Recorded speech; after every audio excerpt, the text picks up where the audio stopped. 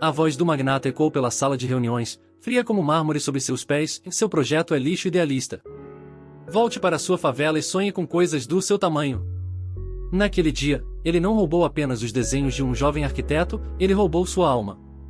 Mal sabia o titã da construção civil que, escondida nos detalhes daquele projeto roubado, havia uma assinatura secreta, uma armadilha silenciosa. E o palco escolhido para sua maior glória se tornaria o cenário de sua humilhação final, com o mundo inteiro assistindo, ao vivo.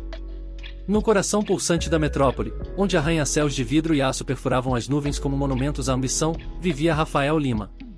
Aos 32 anos, Rafael era um arquiteto de talento raro, uma mente brilhante aprisionada em um cubículo anônimo na gigante construtora Montenegro Corp. Sua vida era um estudo de contrastes. Durante o dia, ele desenhava detalhes técnicos para estacionamentos subterrâneos e banheiros de serviço de edifícios de luxo que ele jamais poderia frequentar.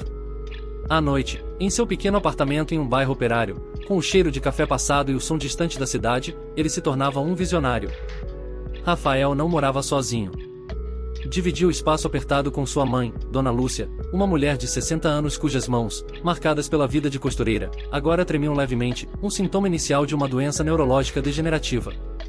O salário de Rafael, corroído pelo aluguel e pelas despesas básicas, mal cobria os custos dos exames e dos primeiros medicamentos. Cada noite, ao ver a mãe adormecer no sofá, ele sentia o peso esmagador da urgência. Ele não precisava de fama, precisava de uma chance. Essa chance, ele acreditava, estava guardada em uma pasta azul sobre sua mesa de trabalho improvisada. Ali, em dezenas de folhas de papel vegetal e arquivos digitais, estava o projeto de sua vida, o Centro Comunitário Vagalume. Era mais do que um prédio, era um manifesto. Um complexo para seu próprio bairro, projetado para ser um oásis de cultura e oportunidade. Tinha uma biblioteca com teto de vidro, um pequeno teatro, oficinas para jovens, uma horta urbana na cobertura e um pátio central projetado com uma acústica que transformava o som da chuva em música. Cada linha, cada curva, cada material escolhido, madeira de demolição, tijolos ecológicos, era pensado para servir a comunidade, para ser um lugar de acolhimento e inspiração. O Vagalume era a antítese de tudo que a Montenegro Corp representava. Era arquitetura com alma. No topo dessa pirâmide de concreto e poder, no 50º andar do mais alto edifício da cidade, reinava o Dr. Arthur Montenegro. Aos 60 anos, ele era um titã do mercado imobiliário, um homem cuja fortuna era tão vasta quanto sua reputação de crueldade. Montenegro era um predador corporativo. Ele construía impérios engolindo os menores, e sua especialidade era identificar talentos promissores para depois esmagá-los, absorvendo suas ideias como suas. Ele não criava, ele conquistava. Seus edifícios eram como ele, altos, frios, impenetráveis e desprovidos de qualquer calor humano. Atualmente, Montenegro estava obcecado. Ele precisava de um projeto visionário para vencer o prestigioso Prêmio Pritzker de Arquitetura, o Nobel da sua área, a única coroa que lhe faltava para cimentar seu legado. Mas sua mente, antes afiada para os negócios, estava criativamente falida. O destino, em sua cruel ironia, colocou a pasta azul de Rafael no caminho de Montenegro. A prefeitura anunciou um concurso público para a revitalização de uma área degradada da cidade, exatamente a área onde ficava o bairro de Rafael. Seria um projeto de grande visibilidade, com potencial para se tornar um novo marco urbano. Para Rafael, era a oportunidade divina que ele pedirá em suas preces silenciosas. Com as mãos trêmulas de esperança, ele se inscreveu no concurso, submetendo o Centro Comunitário Vagalume. Semanas depois, o impensável aconteceu. Ele recebeu um telefonema. Não da prefeitura, mas do escritório do próprio Dr. Montenegro. Ele havia sido selecionado para uma apresentação privada. Seu coração disparou. Ele passou noites em claro, refinando sua apresentação, ensaiando cada palavra. Acreditava que estava prestes a realizar seu sonho. O dia da reunião foi um banho de água fria. A sala de reuniões da Montenegro Corp era um santuário de poder, com uma mesa de mogno que parecia ter quilômetros de comprimento e uma vista panorâmica da cidade que fazia o mundo lá embaixo parecer insignificante. Rafael, com seu terno simples e sua pasta surrada, sentia-se um intruso. Ele apresentou seu projeto com toda a paixão que possuía, explicando a função social de cada espaço, a sustentabilidade dos materiais, a filosofia por trás do nome Vagalume. Quando terminou, o silêncio foi pesado. Montenegro, que o observara com um tédio mal disfarçado, folheou as plantas com a ponta dos dedos, como se tocasse em algo sujo. Então, ele olhou para sua diretoria, um círculo de homens de terno cinza, e soltou uma gargalhada curta e cruel. Idealismo de jovem pobre, disse ele, sua voz ressoando na sala silenciosa. É comovente. Hortas urbanas, teatros para a comunidade, tudo muito bonito no papel. Ele se levantou, caminhou até Rafael e colocou uma mão paternalista e pesada em seu ombro. Mas o mundo real, meu rapaz, é feito de aço, vidro e, acima de tudo, lucro. Não de espaços de convivência e reciclagem. Ele se virou para a diretoria. O projeto é inviável, amador. Rejeitado. Então, olhou de volta para Rafael, que estava pálido, sentindo o chão desaparecer sob seus pés. Pode ir agora. Deixe os desenhos aqui. A equipe de estagiários pode querer analisar seus erros. Rafael saiu daquela sala sentindo-se esvaziado, roubado não apenas de uma oportunidade, mas de sua própria dignidade. Ele não percebeu, mas ao deixar para trás sua pasta azul, ele havia deixado sua alma nas mãos de um demônio. Os meses que se seguiram àquela reunião humilhante foram um borrão de desespero para Rafael. A rejeição de Montenegro não foi apenas profissional, foi pessoal. Ele havia exposto seu projeto mais íntimo, sua alma em forma de arquitetura, e ela havia sido esmagada e ridicularizada. A esperança que o mantivera de pé por tanto tempo se transformou em uma amargura que corroía seus dias. Ele continuou em seu cubículo na Montenegro Corp, desenhando detalhes insignificantes, enquanto a imagem do sorriso cruel de Montenegro assombrava suas noites. A saúde de Dona Lúcia piorou.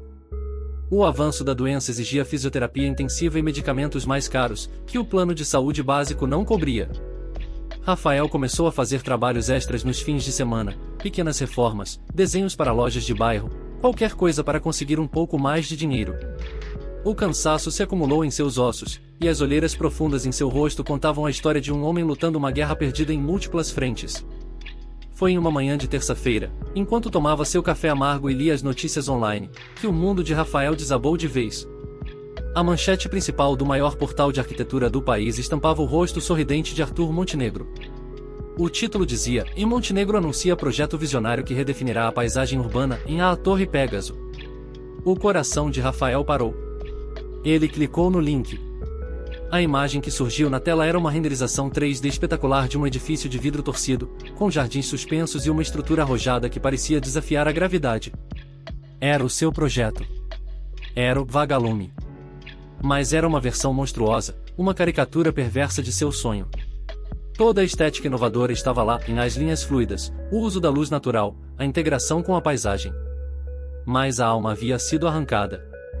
A biblioteca com teto de vidro havia se tornado uma cobertura de luxo com piscina de borda infinita. O teatro comunitário dera lugar a um spa exclusivo para moradores. As oficinas para jovens foram substituídas por boutiques de grife. E a horta urbana? Agora era um heliporto. Montenegro não apenas roubou seu design, ele o profanou, transformando um santuário para a comunidade em mais um totem para os ultra-ricos. A fúria, uma fúria pura e primal que Rafael nunca sentirá antes, tomou conta dele. Ele largou tudo e pegou o primeiro ônibus para o centro. Invadiu o prédio da Montenegro Corp, ignorando os seguranças, e subiu até o 50º andar. Ele encontrou Montenegro em seu escritório, dando uma entrevista por videoconferência. "Você roubou meu projeto", gritou Rafael, a voz rouca de emoção, invadindo a sala.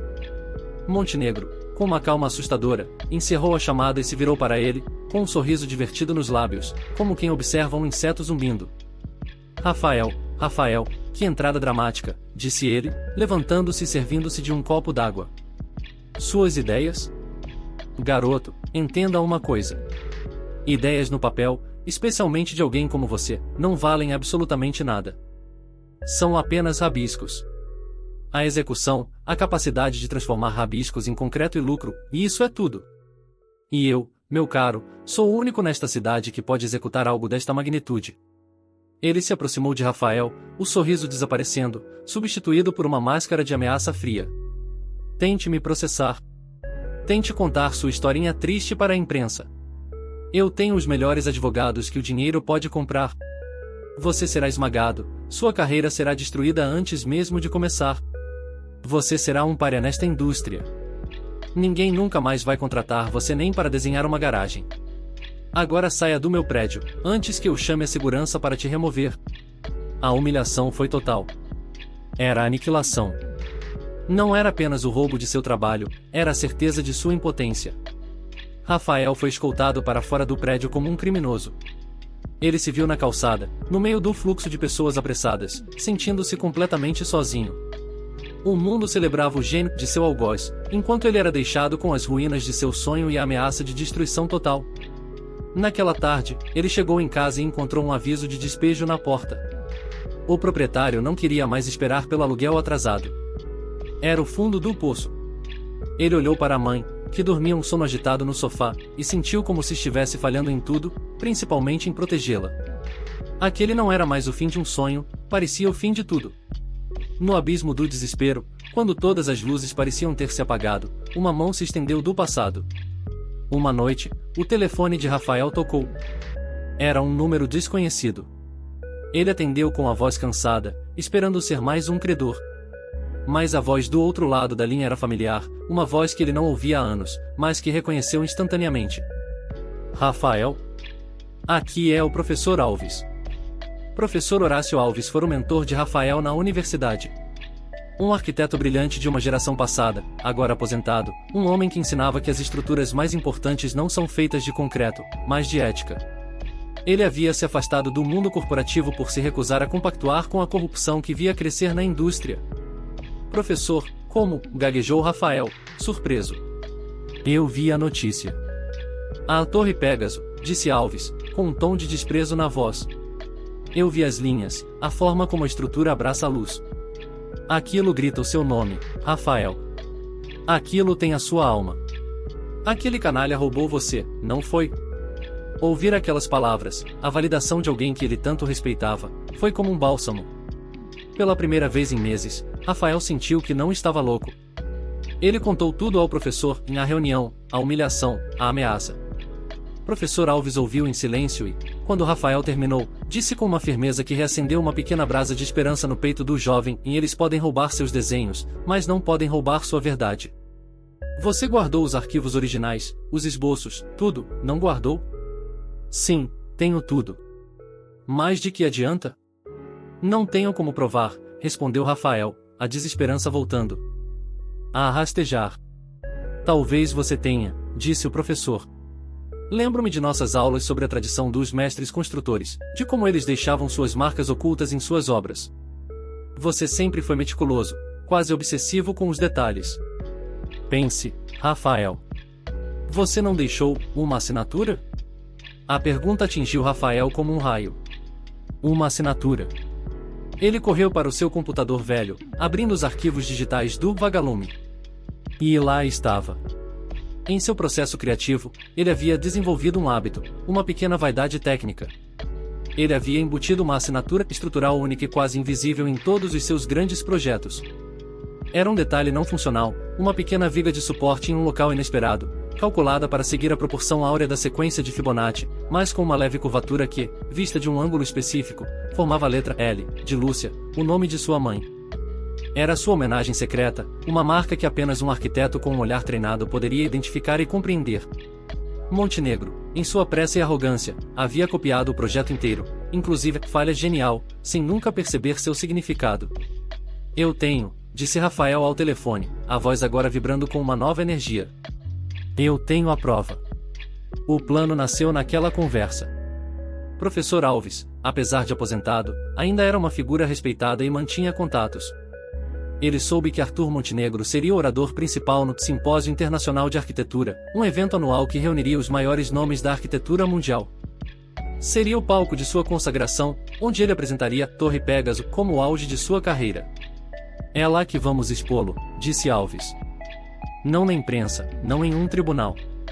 Mas na frente de seus pares. Na frente do mundo que ele tanto anseia impressionar. Usando sua influência, o professor conseguiu o impensável, em um pequeno espaço de 5 minutos para Rafael na agenda do simpósio, logo após o discurso de Montenegro. Ele foi listado discretamente como Rafael Lima, uma contranarrativa sobre a arquitetura urbana. Ninguém sabia do que se tratava. Os dias que antecederam o simpósio foram de uma tensão febril. Rafael e o professor Alves trabalharam incansavelmente, preparando uma apresentação concisa e poderosa. Um amigo de Alves, um hacker ético, conseguiu obter uma cópia vazada da planta baixa final da Torre Pégaso, confirmando que a assinatura L estava lá, intacta. O dia do evento chegou. O auditório estava lotado com a elite da arquitetura global. Montenegro subiu ao palco e fez um discurso grandioso, falando de legado, visão e ousadia. Ele apresentou a Torre Pégaso com imagens espetaculares, e a plateia respondeu com uma ovação de pé. Ele estava no topo do mundo, banhando-se na glória que havia roubado. Então, o moderador anunciou, e agora, para uma breve apresentação, temos um jovem arquiteto, o Sr. Rafael Lima. Rafael caminhou até o palco, as pernas tremendo, o coração batendo contra as costelas. Ele olhou para a plateia de rostos famosos e sentiu o peso do momento. Ele viu Montenegro na primeira fila, olhando com uma mistura de confusão e irritação. Com a voz calma, mas firme, Rafael começou. Ele não fez acusações. Ele não mencionou o nome de Montenegro. Ele simplesmente contou uma história. A história de um sonho. Ele projetou na tela gigante as imagens originais do Centro Comunitário Vagalume. Ele explicou a filosofia por trás de cada espaço, a conexão com a comunidade, o motivo do nome. A plateia, que esperava dados técnicos, foi envolvida pela paixão e pela humanidade do projeto. Então, ele mostrou a evolução dos arquivos digitais, com os carimbos de data e hora provando a anterioridade de seu trabalho. E, para o grande finale, ele projetou a planta baixa da Torre Pégaso. Um grande projeto, disse ele, muitas vezes contém detalhes que só os criadores entendem. Uma espécie de alma, de impressão digital. Ele usou o controle para dar um zoom dramático em uma área aparentemente insignificante da estrutura. A imagem se ampliou, mais e mais, até que a pequena viga curvada preencheu a tela. Esta pequena peça, disse Rafael, enquanto circulava a forma da letra L, segue a sequência de Fibonacci, uma homenagem aos mestres clássicos. Mas sua forma é uma homenagem a uma mulher chamada Lúcia. A minha mãe. É a minha assinatura. Um silêncio sepulcral caiu sobre o auditório. Não era preciso dizer mais nada. Cada arquiteto naquela sala, cada especialista, cada jurado do Prêmio Pritzker, entendeu instantaneamente a profundidade do que acabará de presenciar. Aquilo não era uma coincidência. Era a prova irrefutável de autoria. Era a confissão de um crime, escrita em aço e concreto. Montenegro, na primeira fila, ficou branco como papel. O aplauso que ele recebera minutos antes agora parecia uma memória distante e zombeteira. O mundo que ele tentará conquistar desmoronava ao seu redor, em tempo real, sob os holofotes de sua maior glória. O que se seguiu à revelação de Rafael no palco não foi um aplauso, mas algo muito mais poderoso, um murmúrio coletivo que cresceu até se tornar um alvoroço. O silêncio chocado deu lugar a um frenesi. Arquitetos renomados se levantaram, apontando para a tela, discutindo em voz baixa, seus rostos uma mistura de admiração pelo brilhantismo de Rafael e repulsa pela audácia de Montenegro. Jornalistas de revistas especializadas, sentindo o cheiro do maior escândalo da década, correram em direção ao palco. Arthur Montenegro permaneceu sentado, paralisado, como se tivesse sido transformado em uma de suas próprias estátuas de concreto. O homem que construiu sua vida sobre o poder da intimidação estava mudo, exposto, no diante do mundo que ele tanto valorizava. Seus diretores, sentados ao seu lado, se afastaram sutilmente, como ratos abandonando um navio que afunda. A ovação que ele recebera minutos antes agora era pó, e o legado que ele tanto cobiçava estava sendo reescrito em tempo real como de um farsante. Rafael desceu do palco e foi imediatamente cercado. Mas não por acusadores, e sim por admiradores. Grandes nomes da arquitetura mundial apertaram sua mão, parabenizando-o não apenas pela coragem, mas pela genialidade de sua assinatura. O escândalo explodiu. Antes do fim da noite, já era a principal notícia em todos os portais de arquitetura e negócios do mundo. O arquiteto fantasma e o titã de barro, dizia uma manchete. A assinatura secreta que derrubou o império, dizia outra. As consequências para Montenegro foram rápidas e brutais. Na manhã seguinte, as ações da Montenegro Corp despencaram. Investidores, temendo a desgraça pública, começaram a retirar seu capital em pânico. O Conselho de Administração convocou uma reunião de emergência e, em uma decisão unânime, forçou a renúncia de Arthur Montenegro da empresa que levava seu nome. A prefeitura, em meio ao escândalo, revogou imediatamente a licença de construção da Torre Pégaso. E, o mais devastador de tudo, o comitê do Prêmio Pritzker emitiu uma nota pública condenando a fraude e banindo Montenegro de qualquer consideração futura. Sua carreira, seu império e seu nome estavam em ruínas. Mas a história mais importante não era a da queda de um titã, e sim a da ascensão de um visionário. Enquanto Montenegro se afundava em processos judiciais por fraude e plágio, uma nova porta se abria para Rafael. Um grupo de investidores europeus, conhecidos por financiarem projetos de impacto social e sustentabilidade, estava no simpósio e testemunhou tudo. Eles ficaram profundamente comovidos não apenas com a injustiça, mas com a beleza e o propósito do projeto original de Rafael. 3 dias depois, eles o procuraram. Não queriam comprar seu projeto, queriam ser seus parceiros. Eles ofereceram a Rafael o que ele nunca teve, um financiamento completo e total liberdade criativa para construir o Centro Comunitário Vagalume exatamente como ele o havia sonhado, no mesmo terreno onde a Torre de Montenegro seria erguida. 1 ano depois, a paisagem daquele bairro operário começou a mudar. Mas em vez de uma torre de luxo fria e excludente, o que se erguia era uma estrutura de madeira, vidro e tijolos quentes, um edifício que parecia abraçar a rua. O Centro Comunitário Vagalume estava se tornando realidade. Rafael, agora à frente de seu próprio escritório de arquitetura, o Lima Arquitetura com Alma, estava no canteiro de obras todos os dias. Ele não era mais o funcionário anônimo, mas o líder de uma equipe, um criador respeitado, um agente de mudança. O epílogo desta jornada acontece em uma tarde ensolarada de primavera, no dia da inauguração do Vagalume. O lugar está vibrando com vida. Crianças correm pelo pátio, jovens leem na biblioteca iluminada, o som de um piano ecoa do pequeno teatro. Rafael está parado em uma passarela, observando a cena, com um sorriso sereno no rosto. Ao seu lado, está Dona Lúcia. Graças ao sucesso do filho, ela teve acesso ao melhor tratamento possível. A doença foi estabilizada, e embora suas mãos ainda tremam um pouco, seus olhos brilham com um orgulho imensurável. Você conseguiu, meu filho, diz ela, segurando a mão dele. Você construiu seu sonho. Não, mãe, responde ele, olhando para a comunidade que agora tinha um lar.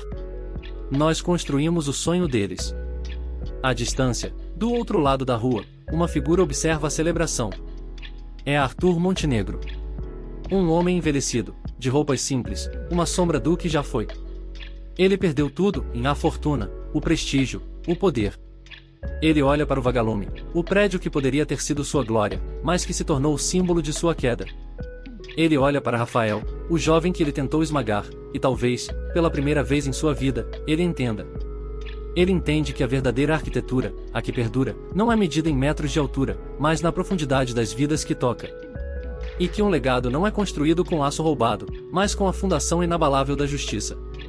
A música cresce, tornando-se inspiradora e triunfante. A história de Rafael prova que o talento pode ser roubado, mas a verdade sempre encontra uma rachadura para vir à luz. Ele nos ensina que a maior de todas as estruturas que podemos construir é a nossa própria dignidade.